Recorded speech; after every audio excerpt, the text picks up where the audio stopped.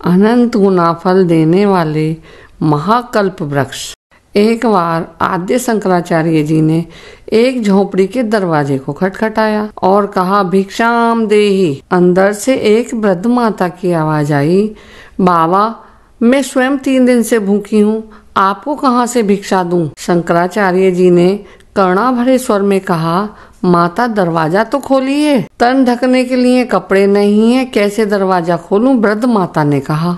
शंकराचार्य जी ने अपना ओढ़ने वाला कपड़ा छप्पड़ के ऊपर से अंदर फेंक दिया, जिसे पहनकर उस वृद्ध माता ने दरवाजा खोला। महापुरुष तो करुणा की मूर्ति होते हैं। शंकराचार्य जी का हृदय उसकी गरीबी की हालत देखकर भर आया। उसकी दरिद्रता को दूर करने के लिए उन्होंने लक्ष्मी जी का आवाहन कर प्रार्थना की, माँ इस गरीब माता पर दया करो, इस गरीब परिवार पर दया करो, इसे कम से कम इतना धन तो दो कि इसका आसानी से जीवन निर्वाह हो सके।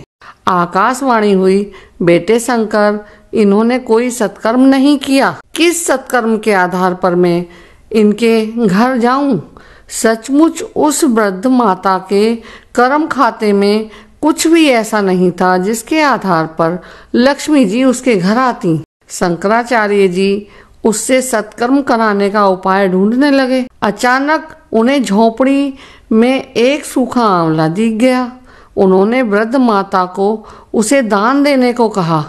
दान में मिले आंवले को शंकराचार्य जी बड़े ही प्रेम से खा गए। वृद्ध माता का एक सत्कर्म बना और उसकी झोपड़ी में सोने के आंवले बरस गए। ब्रह्मनिष्ठ महापुरुष कितने करुणावान होते हैं। उनके प्रति किया गया सत्कर्म, सेवा, उनके प्रति रखी गई श्रद्धा, उनका किया गया आज्ञा पालन, उनके दैवी कार्य, सेवा कार्य में लगाया गया समय, शक्ति, सब कुछ अनंत गुना होकर फलित होता है।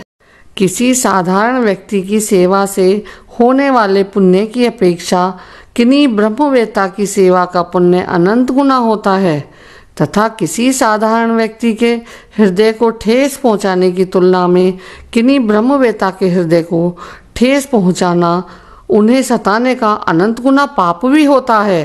संत महापुरुष तो कल्प वृक्ष के समान होते हैं। उनके प्रति जैसा हमारा आचरण होता है, जैसे शुभ अशुभ भाव होते हैं, वैसा ही अनंत गुना फल होकर हमें मिलता है।